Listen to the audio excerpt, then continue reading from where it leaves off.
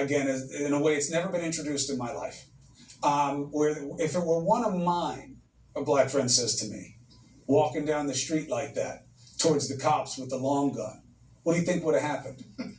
You know what would have happened. But I'm saying, how do you deal with that, Mike, when somebody says that to you as a white guy? I agree with you. I really, I went through a change in my views. I did a campaign one time. I lived in Alabama, and I saw things that I'd never seen before that made it real for me, things that I didn't know existed.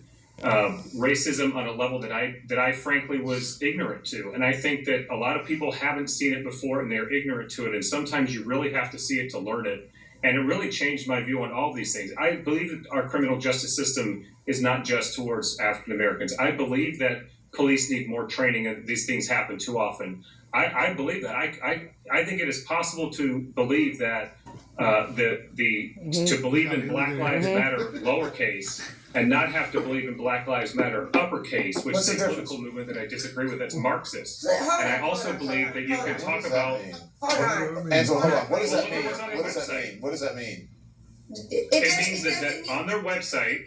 Well, I'll tell you, on their website, the Black Lives Matter organization says that they are essentially socialist. We should defund the police. It does not say that. I can believe that a Black Lives Matters without having that political agenda.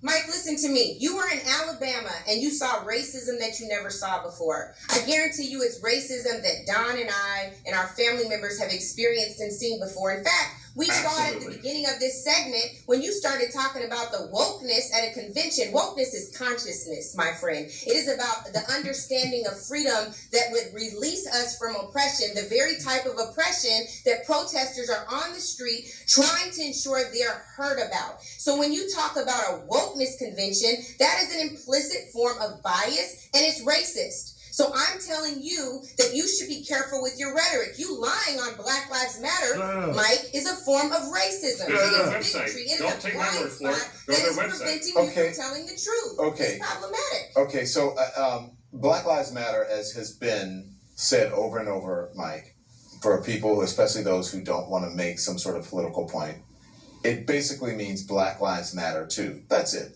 Why can't? What is so hard to accept about that premise? But I just said that. I said I can believe that lowercase, but that uppercase organization, Marcellus Wiley. Well, I'm just making a point. I'm being very careful. What's your point about an organization? Hold on. But what's your point? Why do you have to make the distinction between a Black Lives Matter and a so-called organization? It's an inferiority point. Because I think that you can believe that there's racial injustice and we need to do something about it without having to be a socialist or agree with their political agenda to achieve the goal. We just watched the most diverse. I don't understand what a socialist we just watched the most diverse. Black Lives Matter. Where is the facts matter banner, facts first banner for CNN right now? Mike, you're lying. You're just lying. They're not socialists. These people who founded the organization are friends of mine. Pardon my tone, but my God, you are lying on an organization. Your rhetoric is the reason why these people have to have security. Stop. Just stop. Yes, you're lying on the organization. It's not socialist to say that Black people should be able to live and thrive in this country. I find it ironic. Not socialist to say that Black people should be paid the same as white people. It is not socialist to say that we want to be woke and we encourage you to be woke. You asked me to come on and share. Socialist to say that you should be an ally. This is how a lot of conservatives feel. Stop. This is how a lot of conservatives feel. The entire 8 years that I opposed Barack Obama, I was called a racist just for opposing Barack Obama. I'm trying to have a conversation with you, represent my views and the views of a lot of conservatives. I get shouted down, I get called a racist, and I'm basically told that my opinion doesn't matter. So we had a moment this summer after George Floyd was killed. Let me finish. Angela, please let me finish. We had a moment this summer after George Floyd was killed. Let him finish, Angela. We had a moment this summer when George Floyd was killed. And I saw something I have never seen. Republicans on social media, friends of mine, so many people saying, I finally get it. I see what's going on. I understand this. And the problem that I saw after that was they were not opened. Right. The door was not open to them. People like Angela do not want us to come and have this conversation with them. They want to shout us down. They don't want to hear our perspective. Mike, let me ask you this. And that is extremely frustrating when you're trying to have a conversation like that. Okay, Mike, let me jump in here. Let me ask you this. because you said that it took George Floyd. Okay, fine. People, that is what it is. But for people like, and back to what Chris was talking about, for people like me and for people like Angela, we wonder, why did it take you so long? Especially if you have been in an Alabama or a Louisiana or a Kenosha or a New York City or a Los Angeles or anywhere in this country. How could you be an American and not see what is happening with another fellow American who happens to be black or brown? And if someone calls you on it and says that it is that you have a racial bias, an unconscious bias, and perhaps racism, how can you defend that and say that it's not? Because you either have ignored it or you have the privilege of not thinking about it. And it could fall under any of those umbrellas. Racism is not about knowing it outright.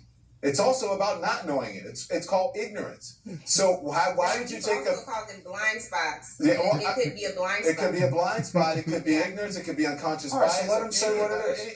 But I'm not finished. I'm not finished with what I'm saying, and I will let him say what it is. All right, stand by. So how can you say that and take offense to someone calling you on it instead of explaining it or trying to understand what the other person is saying and admitting, well, maybe there is. And if you do admit, well, maybe there is, we might come to some sort of consensus about it. That's fair. That's actually my point, Don, which is if someone has been ignorant, and I'm not saying that George Floyd, I already saw this before George Floyd. What I'm saying is that for someone else, someone who has not seen it before, and there's a moment in the country where something happens that has woken people up and they started to understand this, do you want to have a conversation and say, oh, you finally get it, thank God? Or do you say, you know what, you finally get it, but I'm still angry, you should have gotten it already, so I still don't want to talk to you? What signal does that send to people who want to have a conversation about I can still be angry with you and still want to talk to you. It's not that I'm going to not be angry anymore. You can be angry, I agree with you. You should still continue the conversation. If you want to solve the problem, we need to be able to open up and have these conversations. You cannot give people parameters and ultimatums. You have to be open to whatever the person's reaction is. But also, I'm asking Angela to be open to my reaction. That's what I'm asking for. I want to hear her perspective. I think there's a difference between being open. No, why go? Because I got to tell you something. I think this is the issue that very well wins this election for the president. Yeah. Angela, I know I've talked to you about this. I've talked to Don about this.